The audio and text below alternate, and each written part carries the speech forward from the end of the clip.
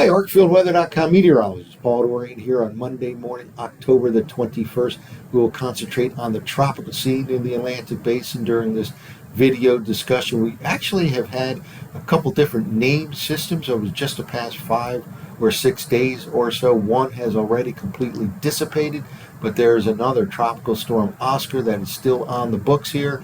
It is over the eastern tip of Cuba. Looks like it will move in a northeasterly direction over the next couple of days. No threat to the U.S. mainland, but it will indeed have an impact in some of the Bahama Islands over the next day or two.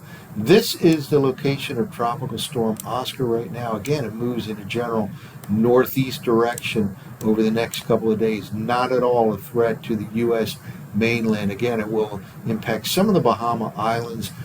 Over the weekend, we had Nadine formed as a tropical storm right here in the southwestern part of the Caribbean. It moved westward into the country of Belize and has since dissipated over some of those high elevation areas of Central America. Now, neither one of these systems, again, is any kind of a threat to the U.S. mainland, but we'll talk about the possibility of more threats for perhaps the southern and eastern U.S. as we flip the calendar from October into November. I'm specifically looking at that time period from November 1st to about November 15th or so as a possible more active time period, again, back in the Gulf of Mexico and the Caribbean Sea. Well, we've talked about the Madden-Julian oscillation, which is a metric that meteorologists use to kind of track a tropical disturbance that moves along the equatorial part of the globe on a regular basis. And depending on its location, it can produce upward motion in the Caribbean Sea, the Gulf of Mexico, or downward motion. And it looks like it will move from a relatively neutral phase right now into a much more favorable phase as we move into the early part of November, maybe all the way into the middle part of November. This particular plot, where the MJO kind of rotates in this fashion here in a counterclockwise movement, depicts where the MJO will be as we move into the month of November. You can see these numbers right here. This represents October 24th, where the MJA will be according to this particular model run of the European model, then the 26th, and then you see it rotates into what we call phase 7. Right here you see phase 7 and phase 8. These particular phases are much more active. They generally result in upward motion over the Atlantic Basin, specifically the Gulf of Mexico, southwestern Atlantic, Caribbean Sea. You notice it's at the end of October, going all the way into this particular model run goes all the way out to November 3rd. So the shifting of this tropical disturbance tells us that we're not quite done with the tropical season yet, and we may have to deal with some more tropical activity, especially from, let's say, November 1st to about November 15th or so. Well, the MJO is not the only signal for some more tropical activity down the road. Just taking a look here at the high pressure, the 500 millibar height anomalies going forward kind of sends a red flag that we may have to watch out, again, as we transition from October into November. I've often talked about the red flag of a high-pressure ridge centered over southeastern Canada or New England this time of the year, because you typically get some tropical systems that kind of undercut that high-pressure ridging. This is the current 5-day period, and indeed we have high-pressure ridging right now over New England for this current 5-day period. And yes, we do have Tropical Storm Oscar.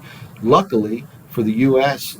Concerns, it is moving in a northeasterly direction. It will not impact the southeastern part of the nation. But watch what happens over the next several days, and why I believe this is kind of sending a red flag that we may have to worry about more tropical activity early November. Here we go forward in time here. This is now days 3 to 7. Notice that high pressure ridge over New England tends to retrograde back and kind of shifts to a focus over the center part of the nation by days 5 to 9. This is encompassing that period, October 25th to October 30th. Then we move forward in time, and look at this. We go all the way out to days 9 to 13. This is at the end of October into that first few days of November. And again, we have that red flag here of a strong high pressure ridging, higher heights than normal over New England. And watch out, this is often a setup for some tropical activity to kind of undercut that ridge, could move underneath it into the Gulf of Mexico, the Caribbean Sea, or somewhere in the southwestern Atlantic. So this is an area of concern. This is all speculation phase right now, but between the combination of this changing upper level pattern, the 500 millibar height pattern here as we move into November, and that MGO movement into that more favorable phase of phase 7 and phase 8, we have to watch out for this region.